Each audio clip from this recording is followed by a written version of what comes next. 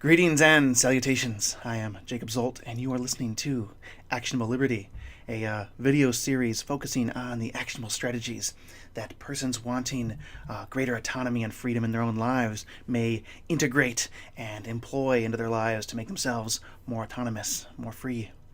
The emphasis here is on action and actionable strategies with a de-emphasis on theory, hypothesis, and philosophy.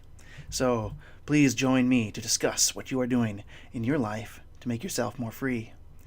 And today's suggested topic that I'm going to get into is food autonomy. In the last Actionable Liberty video, which was kind of raw and spur of the moment, I talked about how individuals may wish to pursue some financial autonomy or financial independence.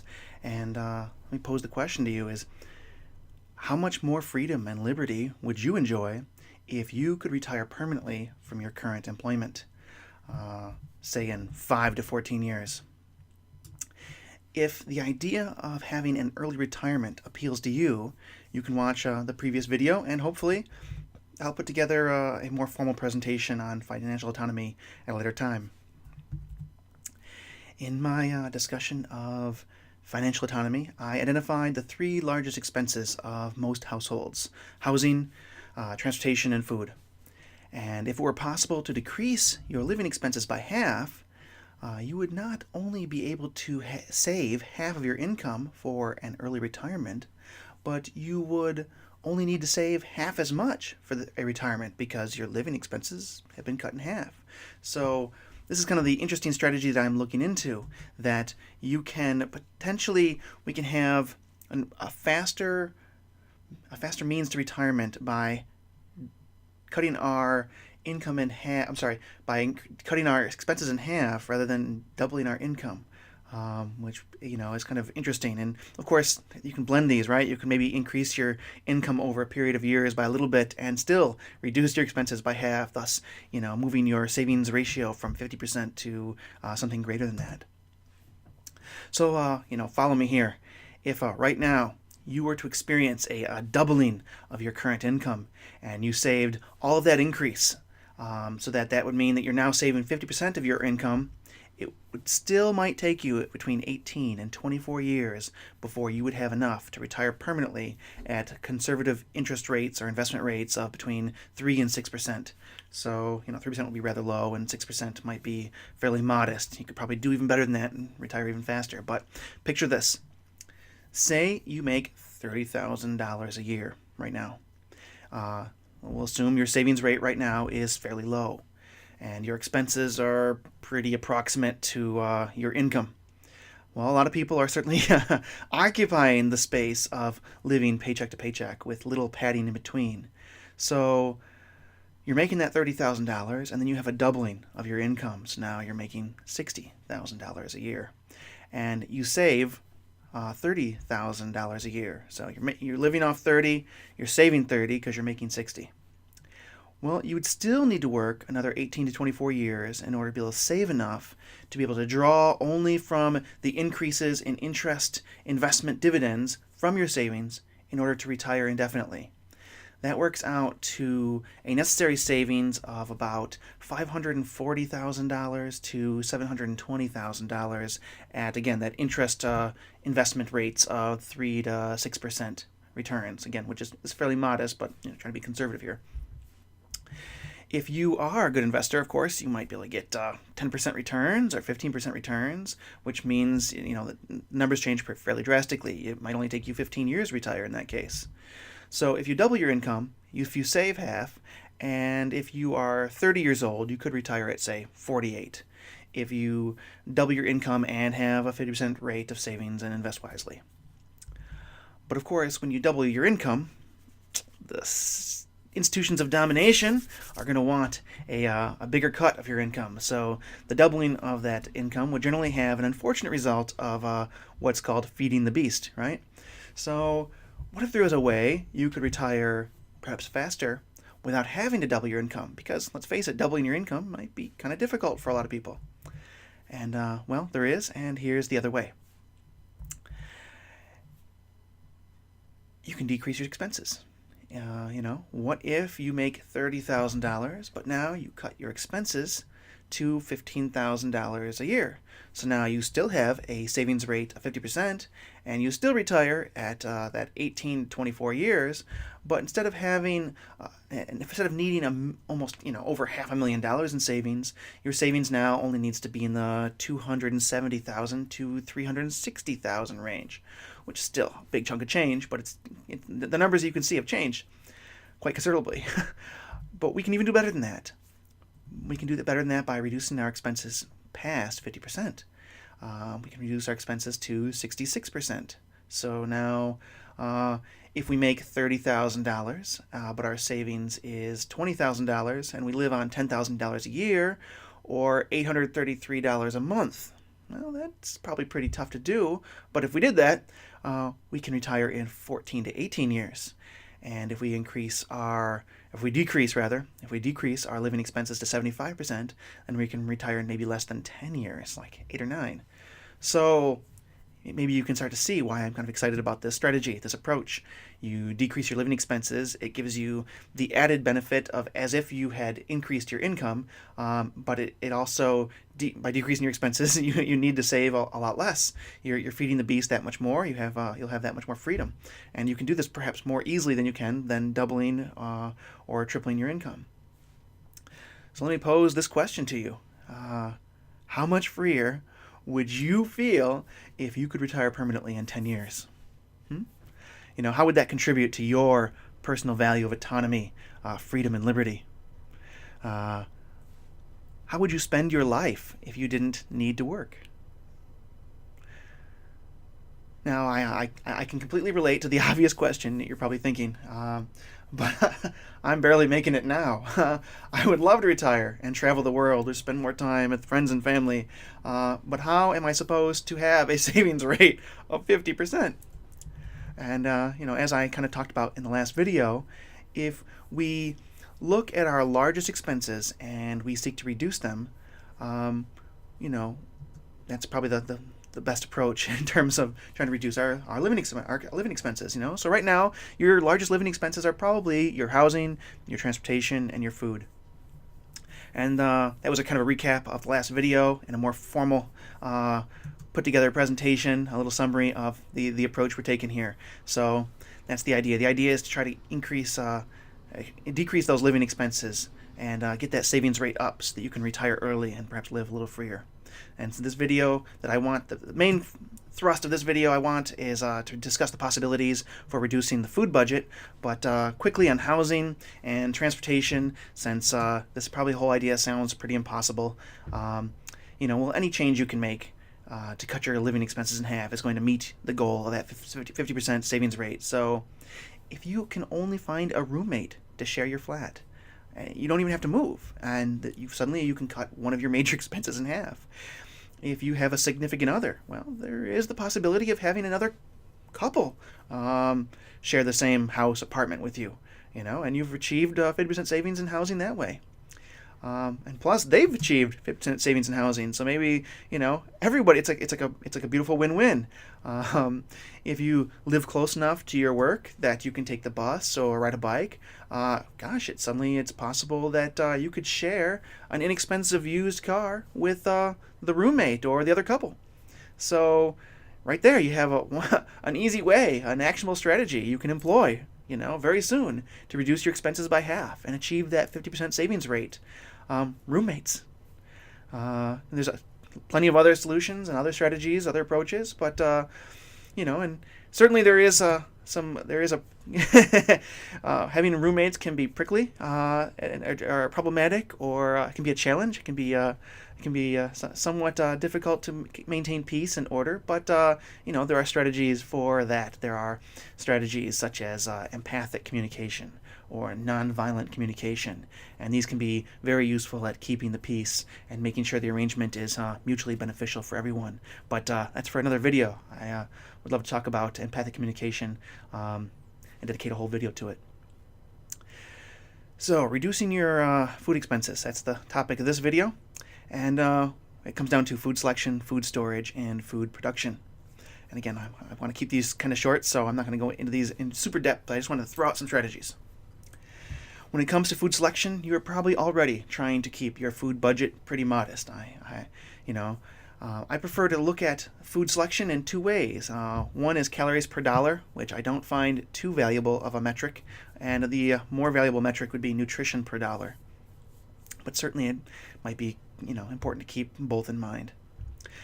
Food items that might have the best calories per dollar would be things like rice, dried beans, canola oil, wheat flour, sugar, peanut butter, cornmeal, pasta, butter, bread, and I also suspect lard would have an excellent ratios of calories per dollar.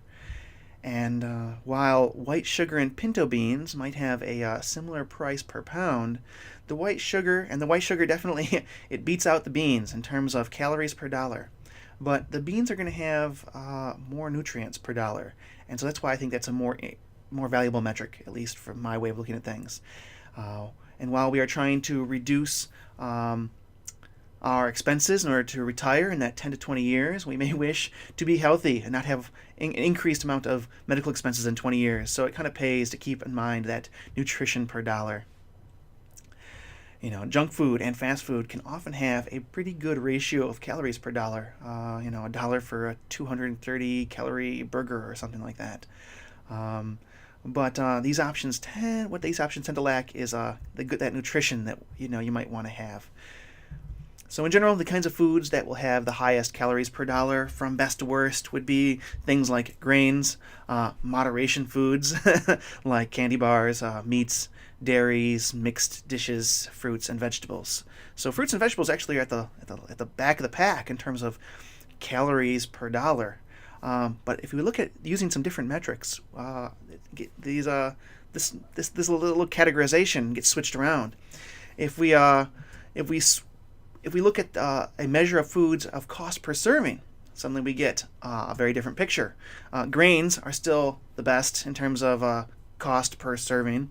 Then next would be vegetables, then dairy, then fruit, then moderation foods and meat and mixed dishes. So that kind of switches things around, looking at cost per serving versus cost per calorie. And if we look at another metric in terms of cost per pound, we get another picture. Cost per pound, which places dairy at the lowest cost per pound, and then vegetables, and then fruits, grains, moderation foods, mixed dishes, and meats.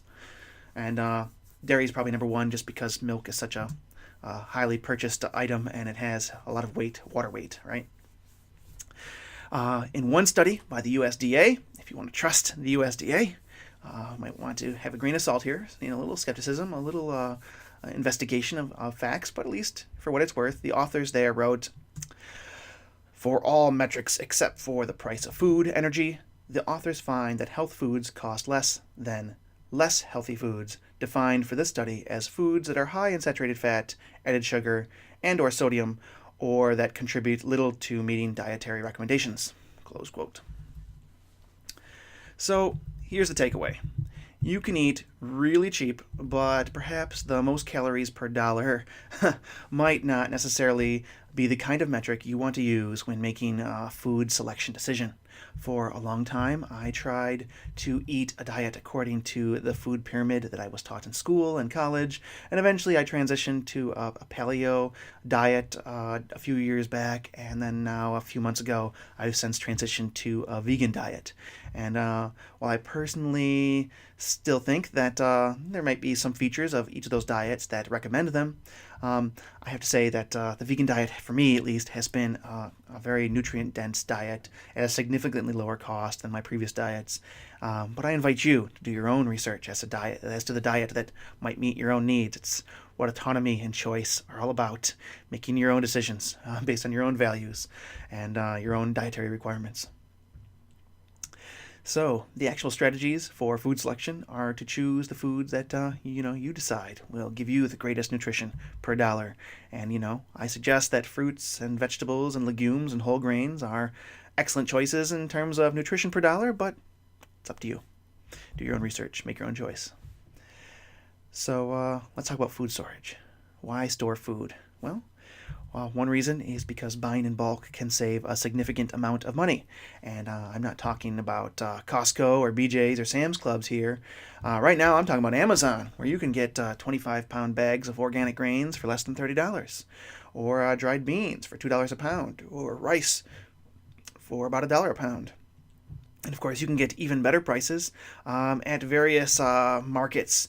A local market to me, you can buy 25 pounds of wheat for $12. That is a huge, huge cost savings. That's amazing. So, all these products store exceptionally long times without need for refrigeration. Just some food-grade Mylar plastic bags in a 5-gallon bucket with a tight-fitting lid, and you can store these for a couple years, just like that, in a cold, dry place. I also want to add that these are dried products, so that 1 cup of these dried goods will generally produce about 2.5 cups of fully cooked food. So that's something to keep in mind when you're comparing price per pound, right? Dried versus having a lot of water. So not only does buying in bulk save you money, but it's also a kind of savings and investment in and of itself. If you were to unfortunately lose your job and didn't have much in the way of savings, but you knew you have 50 pounds of brown rice in the basement and 50 pounds of beans and a few gallons of canola oil downstairs, well, you might not have the tastiest meals. They might not have the kind of variety and the most complete nutritional profile you might prefer, but you wouldn't go hungry. And there is something to be said for that, right? Let me pose the question to you. How would knowing that you aren't going to go hungry if you were to lose your job, how would that enhance your personal autonomy, or at least your peace of mind? So the actual strategy you might choose to employ here is to take a look at what bulk dried good purchases you might have available to you, especially locally, which seems to be the absolute cheapest, or if you can find the right market. But if you're in a food desert, Amazon is there. If you want to protect your stored foods from moisture, you're going to want to protect your stored food from moisture, heat, light, rodents, and insects. So again, it is important to find that cool, dry place, find some clean plastic pails with tight-fitting lids and food-grade Mylar, or food-grade plastic. You don't want to use regular garbage bags, as they might off-gas some unpleasant and possibly toxic gick into your food. And you're likely be able to reuse the pails indefinitely, and even you can reuse the Mylar and keep the pails in a place that's, again, cool and dry, a bit off the ground, prevent any inside condensation. And if you have issues with rodents that might chew through plastic, well, in that case, you could go with metal containers, such as a galvanized steel trash can with a foam gasket that could be used. And if you want longer-term storage than this, you can purchase oxygen absorbers quite cheaply, and adding these to an airtight container would extend the longevity of these kinds of dried foods pretty indefinitely. You can get plus 10 years out of that kind of thing. So outside of dried goods, you can do what's called copy canning, which is a technique for slowly building your supply of stored food by tracking the canned goods that you currently eat and use. And then for every can of, say, sliced peaches that you use, you put on your grocery list 2 cans of sliced peaches. And then when you get home, you can replace the can of sliced peaches that you took out of your cupboard, and you take that second can and you put it in your food storage location. And in this way, you build an inventory of canned goods, which actually reflects your own eating habits and your own eating preferences. And yes, buying double of what you need in terms of canned goods actually may increase your food budget, which is kind of the opposite of what we're going for here. But you may also consider this as a kind of investment or savings from which you might draw at any time. So these stored canned goods are like a savings account of food that you know that you like to eat. And so in a way, it's doubling the canned good expenses, but in another way, it's a savings of the food that you know you're eventually going to eat anyway. And a lot of these canned goods are good. Canned goods are usually good for several years, or at least 2. So that's food storage. There's buying in bulk and copy canning as your actionable liberty strategies for food storage. And let's talk about food production. If you have some space, you can produce some food. You can use the seeds that from some of the produce that you already buy, like peppers or tomatoes or cucumbers or squash or melons or kiwis or strawberries or Apples and pears, you know. In fact, you can even plant those dried beans. And if you have wheat berries rather than ground flour in bulk in your food storage downstairs, you can plant the beans and the wheat berries. The wheat berries, of course, is going to take uh, some skill and equipment to process that back into flour, but there's an option there. And options and choice are good when talking about autonomy, right? You do have to be conscious about planting times and your climate, but most people could probably do some food production in their current situation. Maybe I might dedicate a whole Actionable Liberty video to just gardening but I think that you could produce some food or some edibles on patios or decks or backyards or front yards or even indoors. And this is a strategy that kind of straddles between food storage and food production. But remember that prospect of eating nothing but beans and brown rice for a month or two.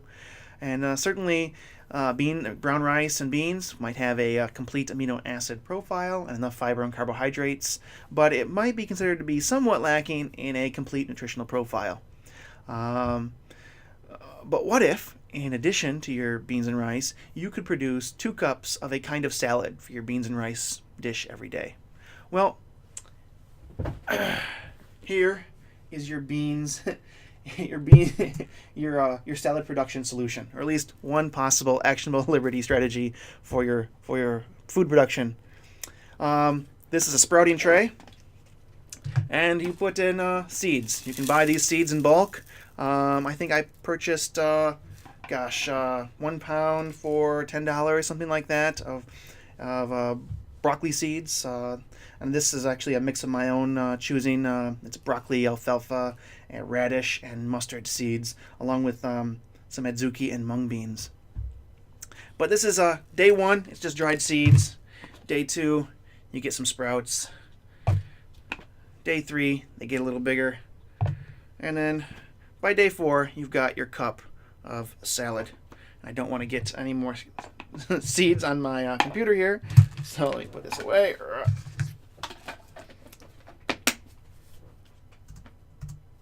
But yeah, so a sprouting tray, about 2 teaspoons of sprouting seeds produces for me about a cup of greens each day, and that's about a 6-to-1 volume increase in 4 days. And so you got a little bit of salad. You're producing some food right in your kitchen counter for a little bit of salad each day. So even if you don't have a lawn and you don't have space for a garden, you could be producing at least your own sprouts at home, with just a little space. And actually, in terms of antioxidants, those guys there, they kind of take the cake. Antioxidants per dollar, that's one of the better options you can do. And if you can find containers, or if you can repurpose some of the plastic containers you currently have, like that you normally use you put them in the recycling, if you repurpose them to make soil pots, you could buy some soil or find some soil to put in the pots, and you could probably grow a small amount of plants indoors. And for small indoor growing, I'd recommend growing fresh herbs, as herbs are some of the most expensive items at the store per pound, and yet fresh herbs can really enhance the flavor of whatever you're cooking and make everything much more tasty. And even some herbs have perhaps some maybe therapeutically medicinal. So if you only have a very small space and you're growing indoors, it makes sense to me to maximize the value of that small space and enhance your life with herbs in that way. And in terms of calories per foot, a crop you may wish to consider growing is potatoes. Buy some organic potatoes at the store, and organic might be important here so they're not sprayed with a chemical that could retard the sprouting. But you can plant potatoes in the ground at the appropriate time of year for your climate, and as the potatoes grow, you can keep adding straw and soil, or a mixture of straw and soil, on top. And some people will take an old tire and they'll fill the tire with soil. They'll plant the potatoes in the soil,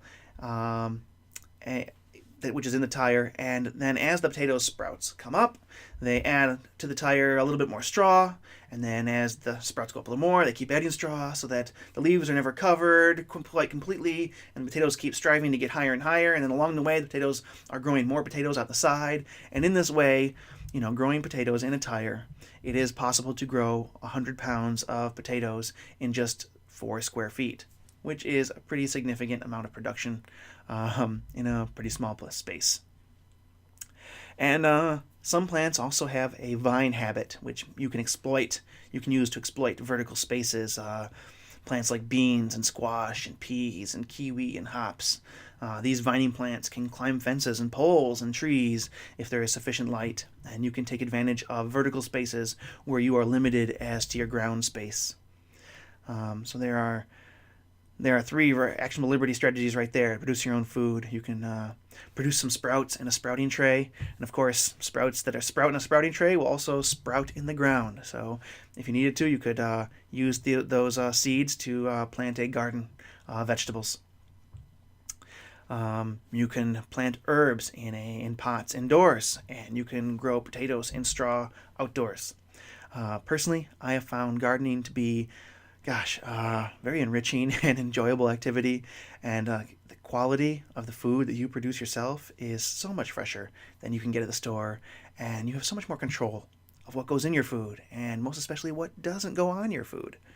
So let me pose this question to you. How much freer would you feel if you had more control over the food you consumed and were more self-reliant in terms of your ability to produce the food for yourself and your family? How might that enhance your personal autonomy? Well, freedom, liberty, and autonomy is all about answering that question for yourself, right? So regardless of what all the various institutions of domination might do to make your life less wonderful, well, I hope these strategies will be useful to you to enhance your enjoyment and autonomy of your own life as you work to create that little niche of freedom for yourself. And I just want to thank you so much for watching. Peace.